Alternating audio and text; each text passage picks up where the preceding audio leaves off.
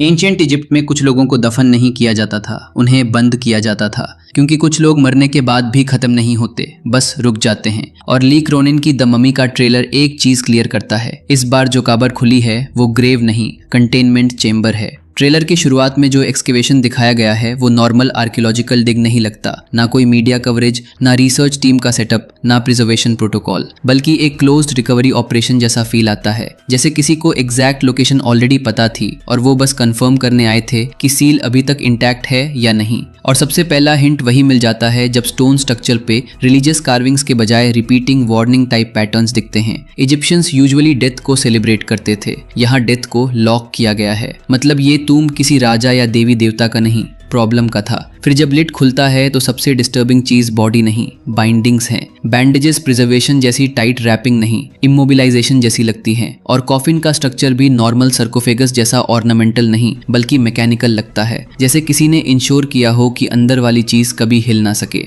यहाँ एक theory strong हो जाती है, ये मम्मी वर्शिप्ड एंटिटी नहीं, पनिश्ड एंटिटी है। अब ट्रेलर का टोन सडन चेंज होता है जब पहला इन्फेक्टेड कैरेक्टर दिखाया जाता है। आंखों के नीचे जो क्रैक्स बनते हैं वो पोजीशन जैसा बिहेव नहीं करते, वो डिहाइड्रेशन जैसा लगता है। स्किन श्रिंक हो रही है, ब्लड डार्क हो रहा है और बॉडी धीरे धीरे सेम टेक्सचर अडॉप्ट कर रही है जो मम्मी का है। यहीं पे मूवी का रियल हॉरर रिवील होता है। मॉन्स्टर एक नहीं है, मम्मी एक्चुअली ओरिजिन पॉइंट है। जो भी उसके कांटेक्ट में आता है वो मर नहीं रहा, ट्रांसफॉर्म हो रहा है। यानी एंशिएंट इजिप्शियंस ने किसी श्राप को नहीं, बल्कि एक बायोलॉजिकल या सुपरनैचुरल इन्फेक्शन को सील किया था। इसलिए टूम आइसोलेटेड था, इसलिए मार्किंग्स वार्निंग जैसी थी, इसलिए बॉडी को ऑनर नहीं रिस्ट्रेंट दिया गया था। ट्रेलर में एक और सटल डिटेल है, मल्टीपल कैरेक्टर्स अलग अलग जगह पे सेम सिम्टम्स शो करते हैं बिना मम्मी के फिजिकली प्रेजेंट हुए। इसका मतलब क्रीचर चेज नहीं करता, स्प्रेड करता है। और ली क्रोनिन की हॉरर स्टाइल को देखो तो वो ऑलवेज बॉडी हॉरर और अनस्टॉपेबल फोर्स पे फोकस करता है। तो यहाँ लाइकली स्टोरी ये होगी कि कैरेक्टर्स मम्मी को डिस्ट्रॉय करने नहीं,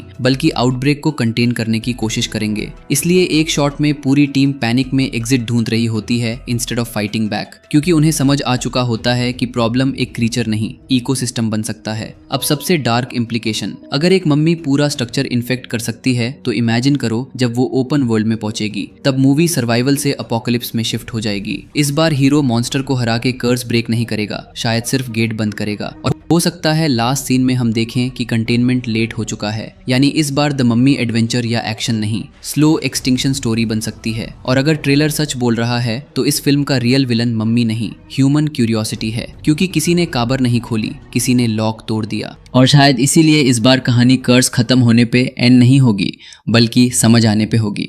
कुछ चीज़ें बुरी नहीं होती, बस गलत जगह एग्जिस्ट करती हैं। और इंसान की सबसे बड़ी प्रॉब्लम यह है कि वो हर बंद दरवाज़ा खोलना चाहता है, चाहे उस पर वार्निंग ही क्यों ना लिखी हो। सकता है इस फिल्म में विलन मम्मी ना हो, बल्कि वो लोग हो जो उसे बाहर लाए, क्योंकि कभी कभी हिस्ट्री को डिस्कवर नहीं, रिस्पेक्ट करना चाहिए। अब तुम बताओ, अगर तुम्हें पता हो कि अंदर कुछ जिंदा है तो क्या तुम सील तोड़ते?